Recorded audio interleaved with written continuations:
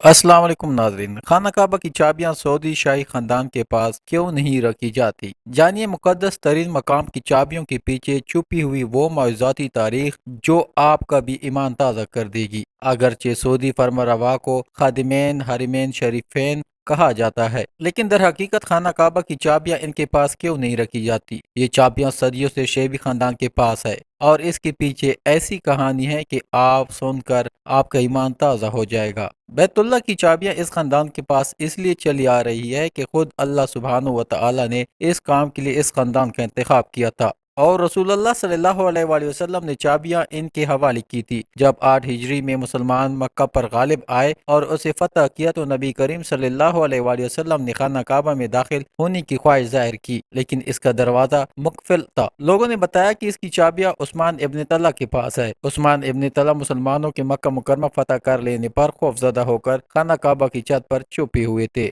لوگوں کے بتانے پر رسول اللہ صلی اللہ علیہ وآلہ وسلم نے حضرت علی رضی اللہ تعالیٰ عنہ کو حکم دیا کہ عثمان سے چابیاں لے کر دروازہ کھولو۔ جب حضرت علی رضی اللہ تعالیٰ عنہ نے عثمان سے چابیاں ہاتھ طلب کی تو اس نے دینے سے انکار کر دیا۔ حضرت علی رضی اللہ تعالیٰ عنہ نے اس کا انکار نظر انداز کر دیا اور اس سے چابیاں چھین لی اور دروازہ کھول دیا، اور رسول اللہ صلی اللہ علیہ وآلہ وسلم خانہ کعبہ کے اندر داخل ہو گئے۔ بیت اللہ کے اندر رسول اللہ صلی اللہ علیہ وآلہ وسلم نماز ادا کر رہے تھے کہ حضرت جبرائیل علیہ السلام اللہ کا پیغام لے کر آ گئے۔ اس وقت قرآن کریم کی آیت نازل ہوئی جس کا ترجمہ یہ ہے: بے شک اللہ آپ کو حکم دیتا ہے کہ امانتیں امانت والوں کو پہنچا دو، اور جب لوگوں کے درمیان فیصلہ کرو تو انصاف سے فیصلہ کرو۔ بے شک اللہ آپ کو اچھی نصیحت کرتا ہے، بے شک اللہ سننے والا اور دیکھنے والا ہے۔ رسول اللہ صلی اللہ علیہ وسلم کو جیسی جبرائیل علیہ السلام نے اللہ کا یہ پیغام پہنچایا تو انہوں نے فوری طور پر حضرت علی رضی اللہ تعالیٰ عنہ کو حکم دیا کہ عثمان کے پاس واپس جاؤ اور چابیاں اس کے حوالے کر دو اور اس سے اپنے رویے پر معذرت کرو۔ جب حضرت علی رضی اللہ تعالیٰ عنہ نے جا کر حضرت عثمان ابن طلحہ کو چابیاں واپس کی اور ان سے معذرت چاہی تو عثمان حیران رہ گئے کہ ایک عظیم فاتح نے انہیں چابیاں واپس بھجوا دی ہیں۔ تب حضرت علی رضی اللہ تعالیٰ عنہ نے آیات کریمہ کے نزول کا واقعہ اسے سنایا اور بتایا کہ اللہ تعالیٰ نے حکم دیا ہے کہ چابیاں عثمان کو واپس کر دو۔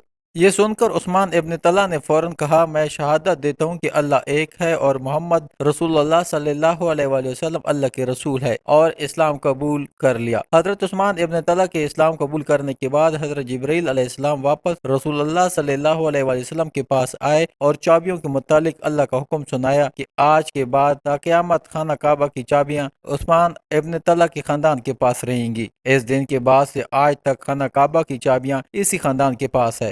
مزید معلوماتی اور اسلامی ویڈیو کے لیے اس چینل کو سبسکرائب کریں اور بیل آئیکن کو ضرور پریس کریں تاکہ ہماری آنے والی ہر معلوماتی ویڈیوز آپ تک بر وقت پہنچتی رہیں۔